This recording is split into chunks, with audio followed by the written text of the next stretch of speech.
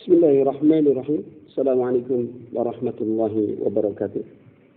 Innal hamdalillah wahdahu nahmaduhu wa nasta'inuhu wa nastaghfiruh wa na'udzu billahi min shururi anfusina wa min sayyiati a'malina. May yahdihillahu fala mudilla lahu wa may yudlil fala hadiya lahu. Asyhadu an la ilaha illallah wahdahu la syarika lahu wa asyhadu anna Muhammadan abduhu wa rasuluh la nabiyya ba'dahu. Allahumma salli wa sallim wa barik ala sayyidina Muhammadin wa ala alihi wa sahbihi wa sallim ajma'in amma ba'd. Fatallahu ta'ala fil kitabil karim. A'udzu billahi as-sami'il 'alim minasy syaithanir rajim. Bismillahirrahmanirrahim. Ya ayyuhalladzina amanu kutiba 'alaikumus shiyam kama kutiba 'alal ladzina min qablikum la'allakum tattaqun. Shadaqallahul 'azim. Ayuhal ikhwan, bersyukur pada Allah Subhanahu wa taala adalah sebuah keniscayaan bagi seorang mukmin. Karena dengan syukur itulah Allah akan memberikan banyak nikmat kepada kita. Allah akan tambah nikmatnya.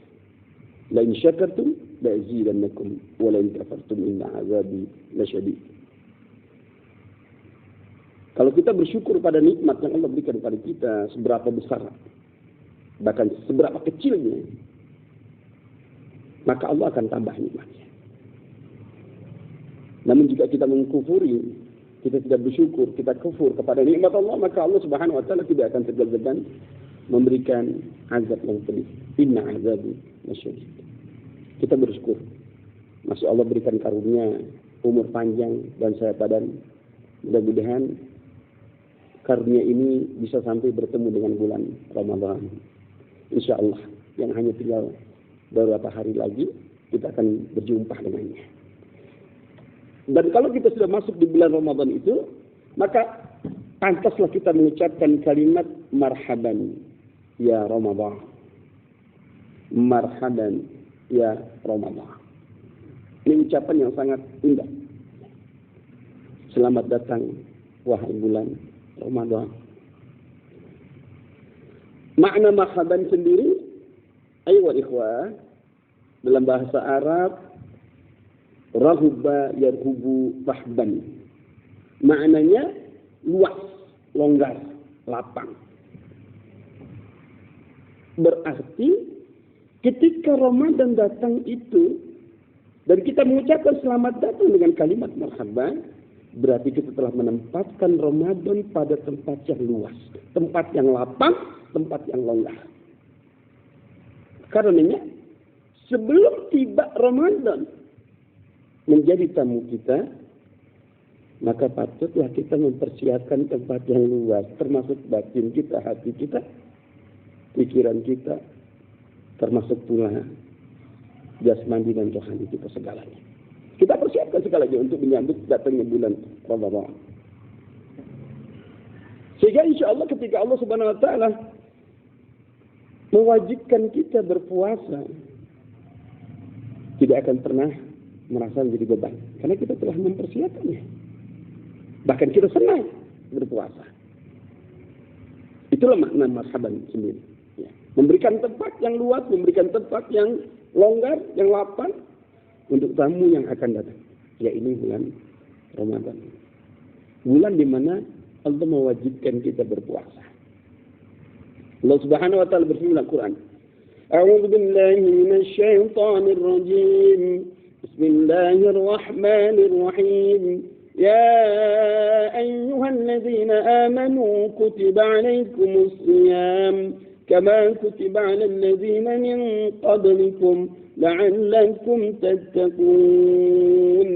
Wahai orang-orang yang beriman, telah diwajibkan kepada kalian berpuasa sebagaimana orang-orang sebelum kalian. La'allakum tattaqun, agar kalian naik tingkat, naik derajat, naik kelas menjadi orang yang bertakwa.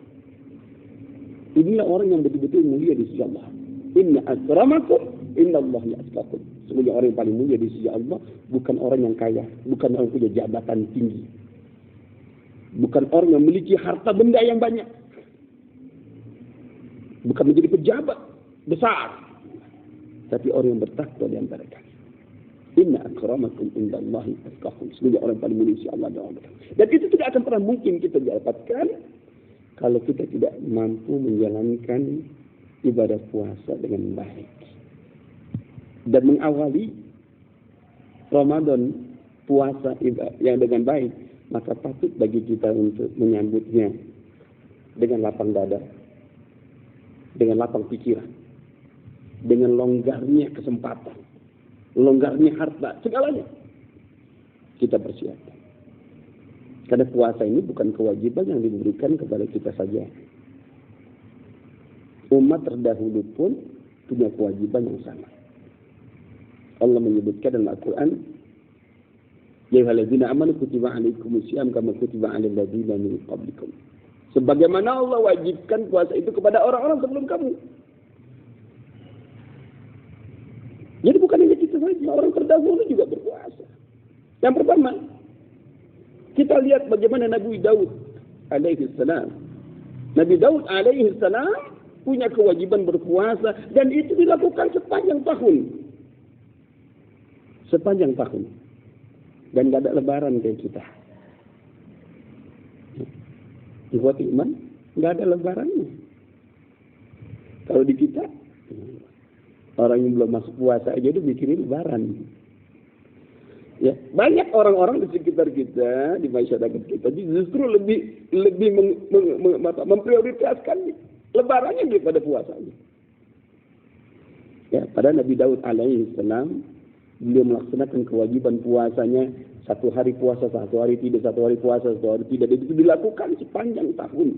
Tidak pernah berhenti. Karena itu merupakan kewajiban yang dilakukan. Dan tidak ada lebaran. Luar biasa. Begitupun umat terdahulu, para ahli kitab. Tentu saja dimaksud ahli kitab di sini bukan kategori yang ingkar kepada Allah. Kata ahli kitab ini dimaksud adalah orang-orang yang pengikut Nabi Musa, ahli kitab pengikut Nabi Isa alaihi salam. Ya. Ini ahli kitab, mereka yang mendapatkan. Mereka juga berpuasa. Nabi katakan dalam sebuah hadisnya bahwa orang ahli kitab itu mereka berpuasa. Cuma mereka tidak menggunakan sahur. Gitu ya. Ini kita pahami sama-sama sebenarnya. Kalau ahli kitab zaman dulu tidak pakai sahur. Ya, makanya sahur itu baru ada pada masa Rasulullah Sallallahu Alaihi Wasallam.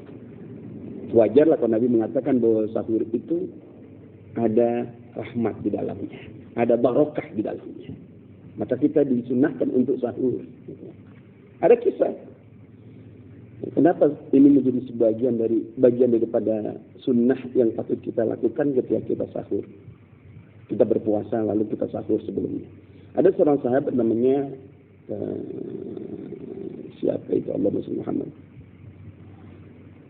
Seorang sahabat ini seorang pekerja keras. Seorang pekerja keras. Dia suka bekerja keras di siang harinya sampai sore hari. Ya, lalu kemudian ketika masuk di waktu maghrib, ya, waktu maghrib datang, dia hanya mengambil takjil saja, makan, ya, makan berbukanya dengan takjil saja. Karena beliau lelahnya ketika beliau habis selesai sholat maghrib, lalu kemudian dengan zikir wirid dan sebagainya, lalu sampai waktu isya dia sholat isya, lalu dia tertidur. Dan kemudian istrinya berkata, ya Allah, celaka nih suamiku. Maksud celaka di sini artinya, waduh berabe ini gini. Gitu. Bukan celaka dalam arti negatif. Wah berabe ini dia udah tidur nih. Belum sempat makan, sudah tidur. Dan kemudian bangun di waktu subuh, salat seperti biasa. Lalu dia bekerja lagi seperti biasa. Dan karena pekerjaannya adalah pekerjaan keras, dia sampai pingsan. Menahan lapar dan dahaganya. Luar biasa. Seorang sahabat itu sampai pingsan. Di situ Nabi SAW lalu menganjurkan pada umatnya untuk sahur. Ya, Masya Allah luar biasa. Jadi kalau di bulan Sya'ban ini kita juga disunnahkan untuk membiasakan diri berpuasa, yaitu puasa sunnah. Ya. Apakah bisa dengan puasa sunnah Daudnya, atau puasa Ayyamul Bidnya, atau puasa Senin Kamisnya, ditambah. Atau puasa-puasa lain seperti Nabi Sallallahu Alaihi Wasallam, sebuah riwayat Aisyah radhiyallahu anha pernah meriwayatkan bahwa Rasulullah SAW di bulan Sya'ban banyak berpuasa, bahkan sampai beliau tidak melihat Rasulullah berbuka. Di sisi lain juga beliau pernah melihat Rasulullah berbuka, seolah-olah tidak berpuasa. Jadi artinya bulan Sya'ban ini merupakan bulan yang bagus untuk kita jadikan sebagai bulan untuk menyambut, ya tadi ya, mengucapkan kalimat marhaban itu kita menyambut kedatangan bulan Ramadan yang hadir. Ikhwan, ini adalah saum, puasa. Orang terdahulu juga puasa bukan hanya sekedar menahan lapar dan dahaga, tapi termasuk di antaranya hubungan suami istri pun tidak boleh dilakukan, baik pagi, siang, ataupun malam. Makanya suatu ketika Umar bin Khattab radhiyallahu anhu mendatangi Rasulullah sallallahu alaihi wasallam, beliau berkata pada Rasulullah SAW, "Ya Rasulullah, tadi malam aku menemui istriku. Gimana puasaku?" Kira-kira gitu. Masya Allah, luar biasa. Kenapa? Karena puasa orang-orang terdahulu bukan hanya puasa 1 bulan penuh, menahan lapar dan dahaga, tidak berhubungan di waktu siang saja. Malam pun mereka tidak berhubungan. Maka Allah Subhanahu wa Ta'ala menurunkan ayat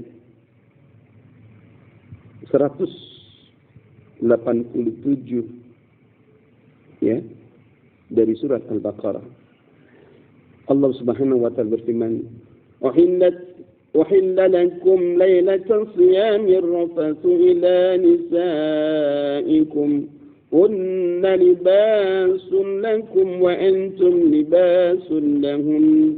علم الله أنكم كنتم تختانون أنفسكم فتاب عليكم وعفى عنكم فالآن باشروهن وابتغوا ما كتب الله لكم وكلوا اشربوا حتى يتبين لكم الخيط الأبيض من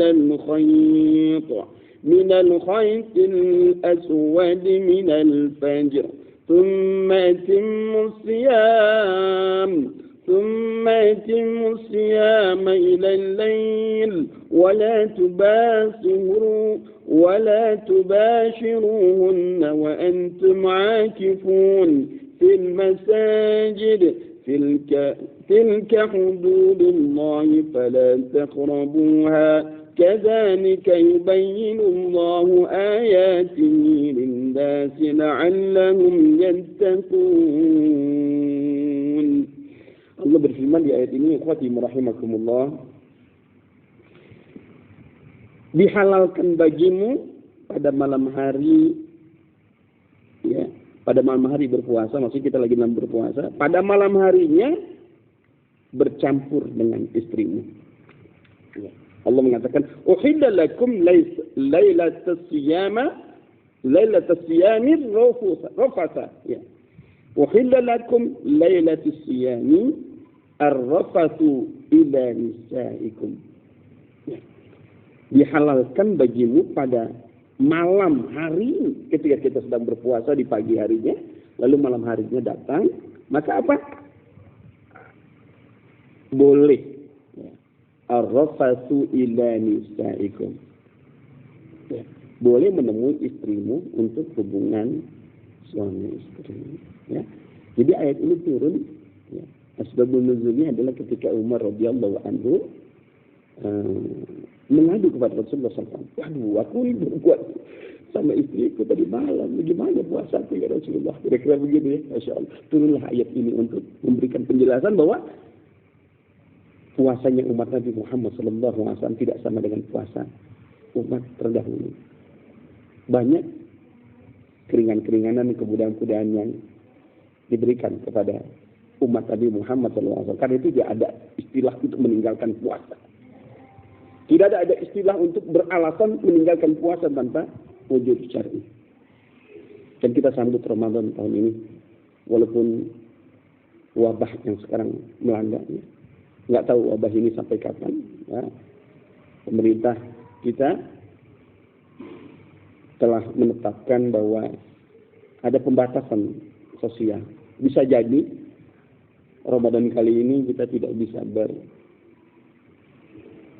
berjamaah sholat di masjid atau di mushola karena ada pembatasan sosial. Bertemu, berkumpul banyak, lebih dari sekian orang begitu.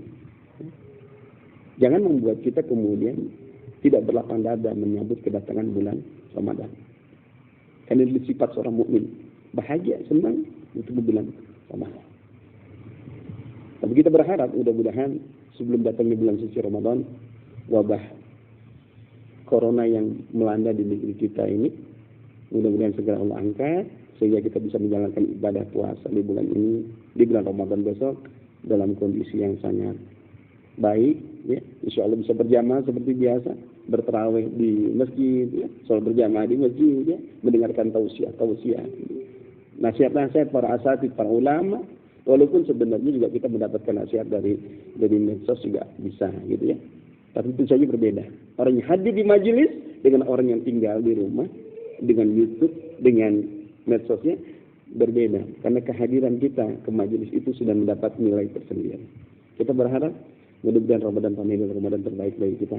Kita sambut dengan memperbanyak amalan ibadah di bulan Sya'ban ini, di antara dengan saum sunnah, di antara dengan qiyamul lail, di antaranya dengan sedekah, dan di antara dengan berbagai macam aktivitas ibadah lainnya agar kita bisa terbiasa untuk memasuki Ramadan dengan hati yang luas, dengan kesempatan yang prima, dengan kondisi yang prima. Keluarga kita semua mudah-mudahan diberikan oleh Allah sehat walafiat, sehingga mudah-mudahan Ramadan tahun ini bisa mengantarkan kita menjadi orang yang memiliki predikat la'allakum tattaqun, orang-orang yang bertakwa.